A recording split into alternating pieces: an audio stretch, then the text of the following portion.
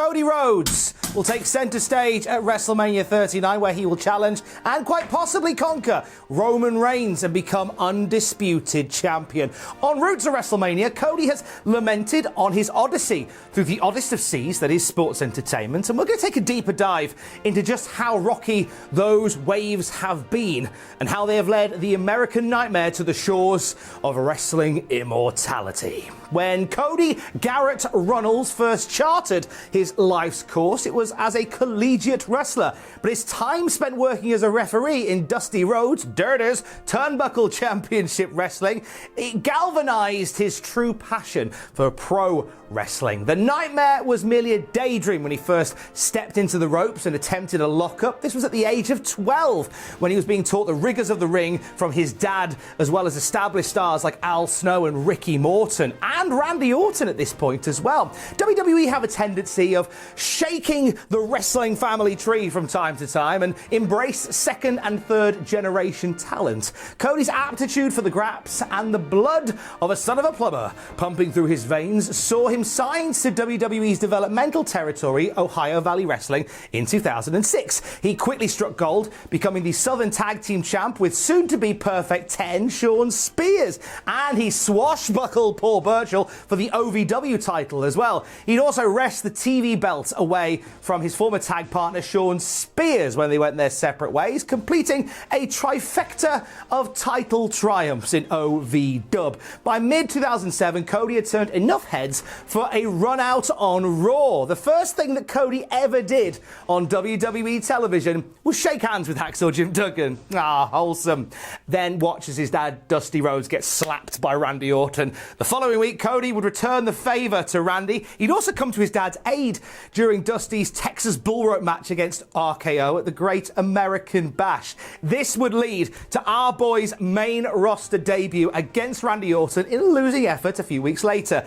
He'd actually had a few house show matches by this point, where apparently he'd been given half polka-dotted attire as a tribute to his dad, a creative call that was quietened down by the time the cameras had started rolling. Cody impressed the right people, though, and he was kept on Monday nights for the foreseeable. He was given a travelling buddy in Hardcore Holly, somebody that would teach Cody the ropes whilst on the road. They feuded for a bit, Holly doing that teaching the boy how to respect the business shtick.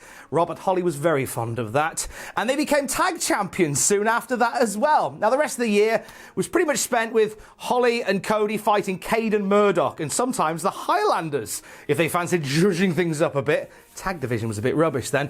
Before he was undesirable or even undeniable, he was unremarkable. Cody and Holly weren't the most dynamic of outfits, to be brutally honest, but the partnership was for a greater purpose, as we've discussed. That partnership was finally dissolved in the most confusing of fashions with the arrival of another apple from the wrestling tree, Ted DiBiase Jr. Ted challenged Bob Court and Cody Court to a World Tag Team title match at Night of Champions 08, and Teddy promised to reveal his tag partner on the night. His mystery meet turned out to be Cody Rhodes. They beat up Bob Holly and became World Tag Champs. Cody Rhodes now technically in the WWE record books as beating himself for a title. What in the DDT wrestling is that all about? Cody now drifts from unremarkable to unlikable as Cody and Ted start swaggering round as privileged wrestling youths. Manu, the son of Afa, joins them in explosive fashion at Unforgiven that September, and they align with Randy Orton to form Legacy, a faction of loyal fruit with golden delicious intentions. This fast tracks our Cody into the main event picture. He's now hobnobbing with the likes of Triple H, Batista and Shawn Michaels, or rather having his head cracked by said wrestlers. Despite Cody and Ted picking up a submission win over DX at Breaking Point, they didn't really get a lot of big dubs during the Legacy run. Even when the group broke up in 2010, it was their leader Randy Orton who got the final nod over Rhodes and DiBiase. Not a great look. There was hope when a draft breezed through WWE and Cody was swept onto SmackDown. With a new place came a new face. Dashing Cody Rhodes, which a classic narcissistic persona. You know the drill. Constantly preening, slagging off the ugly crowd, all that stuff. WWE had started getting a bit more creative with their production on the entrance trons. And the vanity mirror that Cody adjusted his hair in was reflected onto the side video screens. It was a really cool addition. Oh, and of course, the theme music. You know it.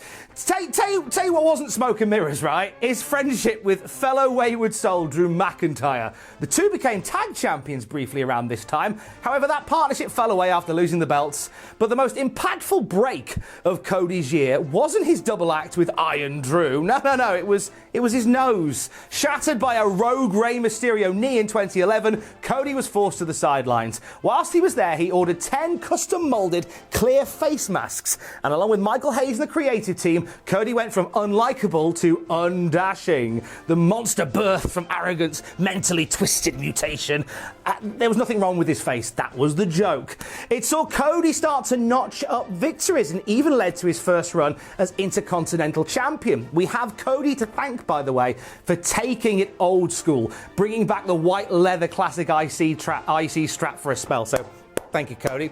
Undashing was also undervalued, it seemed. Cody was frustrated with creative inconsistency, as many have been in WWE over the past decade, and he believes that this persona didn't live up to its full potential, despite being close to the next rung up. He found yet another Wayward Soul to team with. He formed Team Rhodes Scholars with Damien Sandow, even grew a mustache, even turned babyface. I don't think the last two are connected. When Sandow sold him down the river for a Money in the Bank briefcase, the fans got behind Cody. He responded to this by throwing said briefcase in the Gulf of Mexico. Other things that have washed up in the Gulf of Mexico include endangered whales, several mannequins, and Chavo Guerrero. In 2013, Cody found himself unwanted by the authority, Triple H and Stephanie McMahon's Power Trip Club. He was fired after a loss to Randy Orton. In real life, he was off to get married to Brandy. Oh, and it led to a storyline that saw Cody, Goldust, and Dusty Rhodes squaring up to the Shield, Triple H's Hounds of Justice. When Cody and Roman Reigns started sparring during that tag team title match on Raw back in October 2013, little did we know in a decade's time that would be a WrestleMania main event. I love stuff like that. Cody even pinned Roman Reigns, albeit with help from the Big Show, to become a tag team champion alongside his brother Goldust. In 2014, this story takes a strange turn. A series of painful losses sees Cody Rhodes doubt himself as a suitable tag partner for his brother Goldust, and from here, Stardust is born. Cody's golden alter ego. It would lead to another reign as tag champ for the Rhodes boys as well, and there was success in the ring. But behind the scenes, not so much. You see, Cody wasn't a fan of the Stardust proposal from McMahon and his team. Early iterations of the character saw Cody in a mask that, to quote the man himself, looked like a condom on my head. The prophylactic poised problem was just the tip of a character overhaul that very much felt like it could have been a rib, or maybe ribbed. Meanwhile, Cody was seen as lower mid-card talent by The Office, and a match between Stardust and Goldust at WrestleMania 31, when the team split, wasn't deemed good enough for that year's Mania. A multitude of new storylines and characters were suggested by Cody, but they were all shot down. Creative just gosh darn loved that wacky space oddity. There would be some shooting stars in the Stardust cosmos, though. We'd see a tag team match against actors Stephen Amell at SummerSlam, and a brief alliance with The Ascension under the comic book star moniker The Cosmic Wasteland.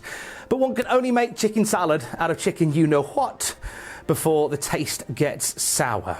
Cody was relegated to WWE Superstars oblivion, grinding meaningless wins and losses in the metaphorical Northern Crater, knowing that no matter how much XP he earns, he'll never get to fight Severoff. There's a reference and a half for you. So Cody took his destiny in his own hands and handed in his notice to WWE on May 21st, 2016. Cody would open up about his decision, saying that Triple H took it personally. He was shocked that Cody would sign off after all WWE did for his dad. Triple H would soon realise that it wasn't Cody angling for a pay rise or a push. The trust in the process that he had gone. So he had to go away and rebuild. From here, Cody takes the roads less travelled across wrestling's outback, hitting the US indie trail, challenging for a world title at Northumbria Students' Union, about half a mile that way from where I'm currently standing. He had a cup of coffee in TNA, sharp glass of Bullet Club sake in New Japan, and liked Ring of Honor so much, he put a ring on it. He cashed all his chips in with like-minded wrestling entrepreneurs and, along with their rich friend Tony, changed the landscape of professional wrestling for decades to come with, you know. Cody Rhodes said farewell to the kingdom he helped mould last year. He didn't let the grass grow around him, though, and at WrestleMania 38, he made a sensational return to WWE. It would be foolish to ignore the fact that the rumour mill was working overtime in the weeks, days, and even hours before Kevin Dunn pressed play on Downstate-Kingdom brackets Cody Rhodes used this file.wav. Regardless, it was a welcome appearance, and on the Monday after WrestleMania, he stated in a passionate in-ring promo his intentions for his return to hold the championship his father didn't quite get to. Cody's roads to WrestleMania have been a promo-laden wonderland. Of that there is no doubt. But the greater story is the journey. Beyond the moment he eliminated Gunter at the Royal Rumble, further back than his gutsy, peck-perturbed performance in Hell in a Cell even, Cody Rhodes stands on the precipice of headlining a show that on no less than 2 occasions he'd been bumped from due to lack of time or interest. He stands against an opponent who was given the rocket pack to the top whilst he was barely able to find his feet. And he does all of this in a company that previously saw him as, at very best, a good hand in the mid-card. Now, when my wife-to-be and I have a really lovely holiday and we get very sad at the end, I always say, and it annoys her greatly, I say, we have to leave to come back. Cody had to leave WWE and really grind in the outer reaches, prove that he was worth so much more than his sports entertainment market value. He departed WWE after being told, "Do what we tell you." When he came back in full American Nightmare regalia, they said, "Do what you want." It's a road less travelled, one that took the son of a plumber from undesirable to undeniable, and almost definitely, very soon, undisputed. Stay safe. Love you, bye.